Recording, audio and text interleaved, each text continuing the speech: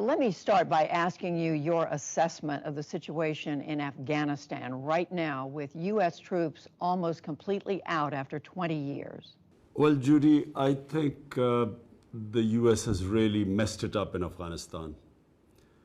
You see, first of all, they tried to look for a military solution in Afghanistan when there never was one. And people like me who kept saying that there's no military solution, who know the history of Afghanistan, people like me were called anti-American. I was called Taliban Khan.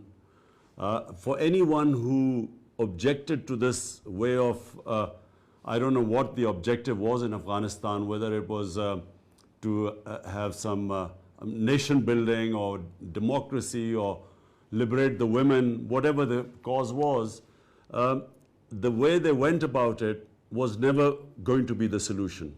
So when they finally decided that there is no military solution, unfortunately, the bargaining power of the Americans or the NATO forces had gone. When there were 150,000 NATO troops in Afghanistan, that was the time to go for a political solution. But once they had reduced the troops to barely 10,000, and then when they gave an exit date, the Taliban thought they had won.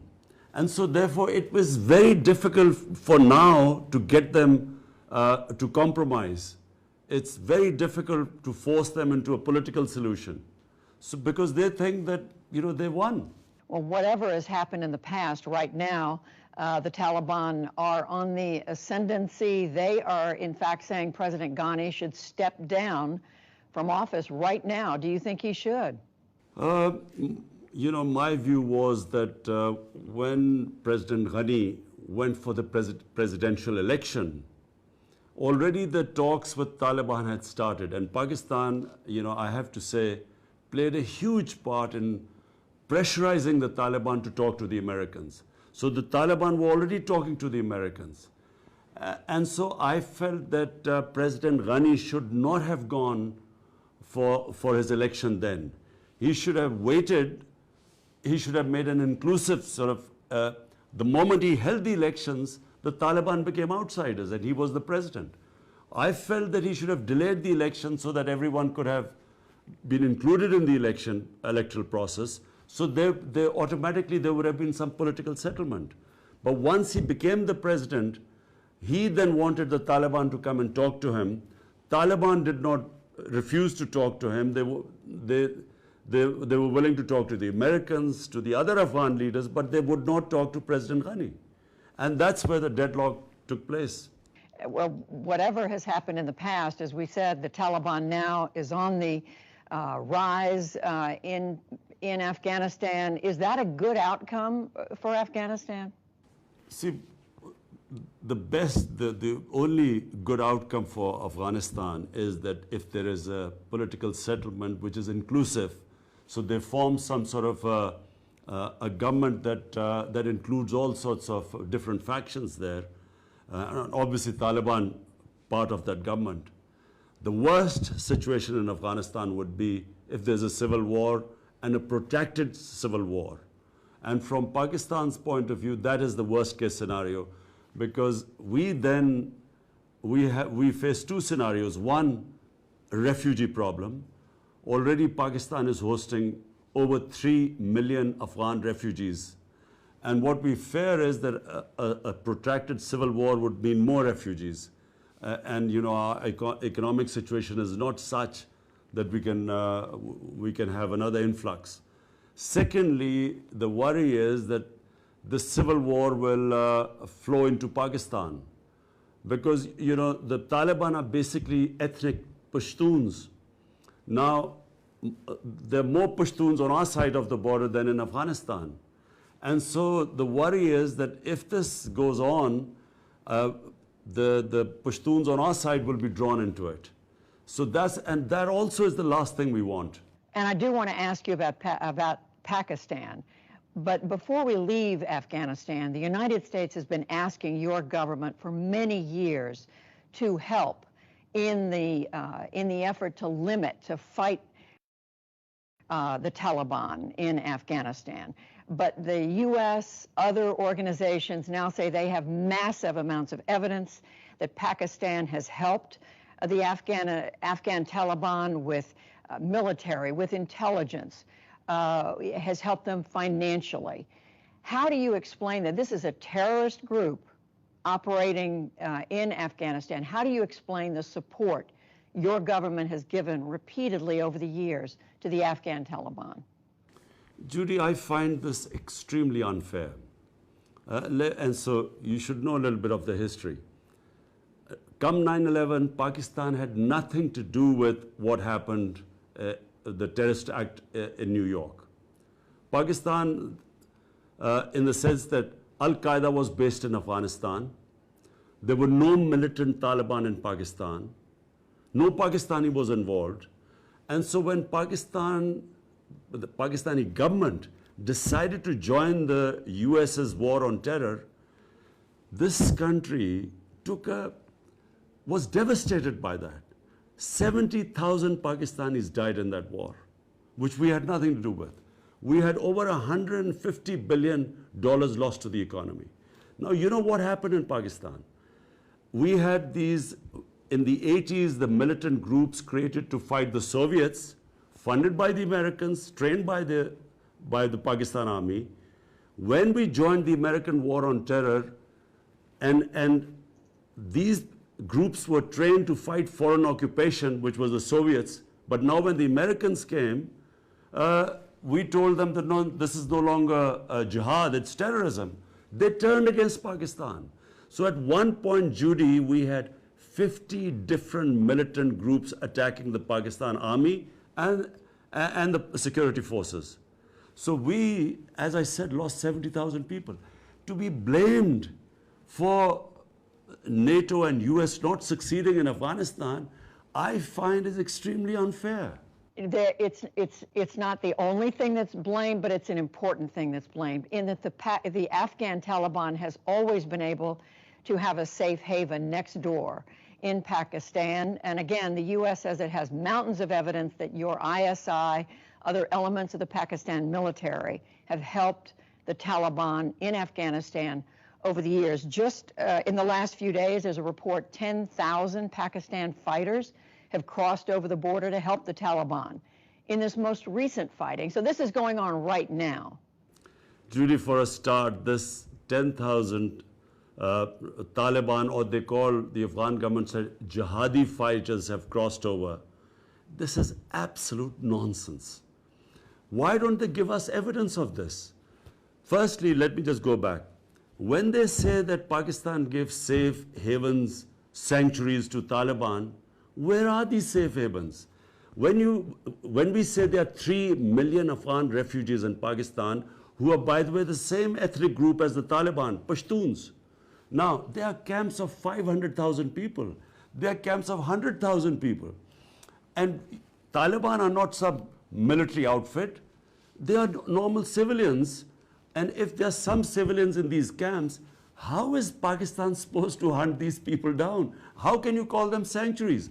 Time and again, Pakistan has said, please take back these 3 million refugees. Huge burden on our economy. But Afghanistan was never in a situation. There's more or less been constant fighting for almost 40 years. So therefore, Pakistan is left with these refugees. Amongst these refugees, if they are Taliban fighters or supporters, how are we supposed to know? And we have been saying this time and again to the US. Are you saying there's nothing that Pakistan could be doing to stand up to the Taliban after all these years? And again, the border has become almost porous for Taliban to be able to go back and forth. Let me ask you, Mr. Prime Minister, what relationship do you want now with the United States? You've said under no circumstances would you allow the U.S. to set up the CIA to have any sort of bases in Pakistan to support counterinsurgency. But are you saying no cooperation with the U.S. To fight terrorism? Judy, let me first clarify. The border between Pakistan and Afghanistan is 1,500 miles long. it is one of the most mountainous countries, and it never had a border. This is called the Durand Line. People freely crossed from one side to the other. The tribes were divided by the British when this border was made in 1947. So there was never any border. Now, what Pakistan has done, in order to stop these accusations that we are sending in people from here, this is the first time the border has been fenced. We have spent a huge amount of money to fence 90% of the border today. And finally, we will have a complete border there where there was nothing before. Now, when you say about US having bases for counterterrorism, please let me make you understand this. When a country loses 70,000 people and is bankrupted by this war on terror, when we joined the US after 9/11, we do not have the capacity to have any more fighting within our border, any terrorism within our country, because when we were in the height of that war on terror, which Pakistan joined, there were suicide bombs taking place all over the country. The businesses collapsed, tourism collapsed. So what we do not want to be is part of any conflict. Now, if there's a conflict going on in Afghanistan and there are bases in Pakistan, we then become targets. We will then become part of a conflict which we were in the last 15 years, and we do not want. We want to be partners in peace, but not in conflict. So are you saying, what sort of relationship do you want? What do you expect from the United States at this point? You're looking for a trading relationship. What is it that you want your relationship with the United States to be after this very fraught period of the last 20 plus years? Well, Judy, the last relationship was transactional. Pakistan was more like a hired gun. The US says that we paid you, gave you aid, and that's why you were fighting this so-called war on terror. Pakistan, on the other hand, felt that here was a country which had no need to be part of this war. It loses 70,000. I mean, which other country has lost 70,000 people fighting for someone else's war? So Pakistanis felt that here we were fighting US's war, our economy devastated, aid was minuscule compared to the amount of money we lost in the economy, and yet we were blamed for the failure in Afghanistan. This is the Pakistani point of view. Now, Pakistan's position is very straightforward. We want to help, and we have helped, getting the Taliban to talk to the US, got them on the dialogue table, and this will be vouched by Zalmay Khalilzad, who's the American point person in Afghanistan and dealing with the Taliban. We have done our bit. Now, what we cannot afford now, if there is civil war, what US wants is bases in Pakistan, if there's civil war in Afghanistan. So, but if there's civil war in Afghanistan, bear in mind, more than the Pashtuns in Afghanistan, only about 1/3 to the Pashtun population, so 2/3 are in Pakistan. We will immediately get stuck into it. There will be terrorism within Pakistan in support of the Pashtuns. We do not want, apart from anything else, our country cannot afford it. We have just recovered from a desperate economic situation, and we do not want to go through it again. I hear that message. At the same time, do you expect that if the Taliban does succeed in Afghanistan, you're going to have a country next door where women, for one thing, are not allowed to have an education after the age of 8, that you're going to have a country run by a group of terrorists, in effect? But Judy, what are we supposed to do about it? I mean, here were the US for 2 decades in Afghanistan trying to force a military solution. The reason why we are in this position now is because the military solution failed. Now, what choices have we got? The best choice is that somehow we have a political settlement of Afghanistan where it is, as I repeat, an inclusive government. So Taliban sit down with the other side and they form an inclusive government. This is the best outcome. There is no other outcome because the military solution has failed. Then why can't Pakistan use more of your influence to get the Taliban to sit down and to agree to some sort of solution? Because right now, as you just said, that looks very, very difficult. But Judy, look, short of taking military action, and by the way, military action, how do you take military action against Taliban in Pakistan? Because apart from their leaders, a few families living here, all we have are refugee camps. And what are we supposed to do there to flush out a camp of 500,000, how many hundreds of maybe Taliban fighters are there? How do we know that? So Pakistan's response is that if you want us to help you, then take back the refugees, then hold Pakistan accountable. In this current situation, all we can do is, whatever influence we have, push the Taliban for a political settlement, and I can tell you, no country has tried harder than us. Short of military action, we have done everything.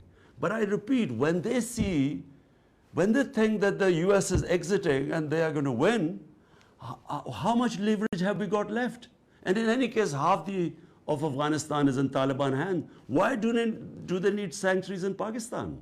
Are you prepared to accept Taliban victory next door? You're saying, in essence, there's nothing more Pakistan can do. Absolutely. There is nothing more we can do except push them as much as we can for a political settlement. That's all. But what happens in Afghanistan, we can only pray that the people of Afghanistan decide what government they want. And so we hope that that's what will happen in the end. They'll form some sort of an inclusive government. But that's for people of Afghanistan. As far as Pakistan is concerned, we have done what we can. And if people want us, when they say there's some Taliban crossing over the border, well, we have 3 million refugees here. So if the refugees go across the border, then hold us accountable. Then we will guarantee that there's no one will go across. But every day there are about 25,000 people who cross the border and come back because of the refugee situation here. Just final question, Mr. Prime Minister. If the Afghan Taliban is successful, that gives more strength even to the Pakistan Taliban. And its leader, Nur Wali Masood, said in the last couple of days, quote, he's firmly hoping to take control of the Pakistani tribal border regions and make them independent. Well, you see, this is the worry, because when Pakistan was facing militancy and terrorism, from 2005 onwards to almost 2015, 10 years, what came into existence was the Pakistan Taliban. And this guy you are mentioning is a Pakistani Taliban. There were the Afghan Talibans, there were the Pakistani. And one of the groups that was attacking the Pakistani security forces was this Tehreek-e-Taliban. And this is exactly what I said. My worry is that if there's a protracted civil war in Afghanistan, we will have this overflowing into our country. And yes, it worries us. Last thing, I do want to ask you, take just a moment to ask you about a comment you made about the role of women in your country. You said in an interview last month that women themselves bear a large part of the responsibility for the concerning rise in the number of rape cases in Pakistan. I want to ask you if you truly believe that. I mean, you've lived in the West, you've traveled widely around the world. Do you believe women bear a large part of the responsibility for this?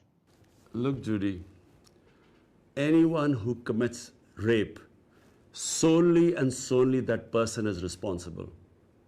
So let's be clear about that. No matter how much ever a woman is provocative or whatever she wears, the person who commits rape, he is fully responsible. Never is the victim responsible. My comments were completely taken out of context. They were simply talking about Pakistan society, where we are having a sharp rise in sex crimes. And sex crime does not include just women. More than rape, child abuse, which is going through the roof. So my comments were in that context, and it was, I used the word parda. In Islam, parda does not mean just clothes. And parda is not restricted to women only. Parda is for men as well. It means bringing the temptation down in a society. This is what I was talking about, and it was taken out of deliberately. And I have to say, because I know all the interviews I've given, never would I say such a stupid thing where a person who's raped is responsible for somehow. It's always the rapist that is responsible. Do you believe that the importance in your country of Islam complicates your ability to do something, to take a stronger stand against violence against women? Absolutely not. Islam gives dignity, respect to women. In fact, let me say, having traveled all over the world, I find that in Muslim countries, in Pakistan, even in other Muslim countries I've seen, women have far more treated with respect and given more dignity. You have odd cases everywhere in the world, but you look at the situation in Pakistan even now, I mean, look at the rape cases here, compare it to Western countries, they are minuscule compared to them. Yes, we have our issues, we have certain cultural problems, every nation has that. But that comes with cultural evolution, with education. But as far as a woman's dignity goes, respect, I can say after going all over the world, this society gives more respect and dignity to women. Prime Minister Imran Khan, thank you very much. We appreciate it. Thank you. वज़ीर-ए-आज़म इमरान खान अमरीकी नशरियाती इदारे PBS को interview दे रहे थे, जिसमें उनका कहना था कि इस वक्त अमरीका अफगानिस्तान में बुरी तरह फंस चुका है। पाकिस्तान ने तालिबान के साथ मुज़ाकरात में अहम किरदार अदा किया। अमरीका अफगान मसले में नाकाम हो चुका है। अफगानिस्तान में ऐसी हुकूमत बनाई जानी चाहिए थी जिसमें सब फरीकैन को शामिल किया जाता। और उन्होंने कहा कि अफगान मसले का वाहिद हल सियासी तस्वीर में है। अमरीका अफगान मसले का फौजी हल निकालने में नाकाम रहा है।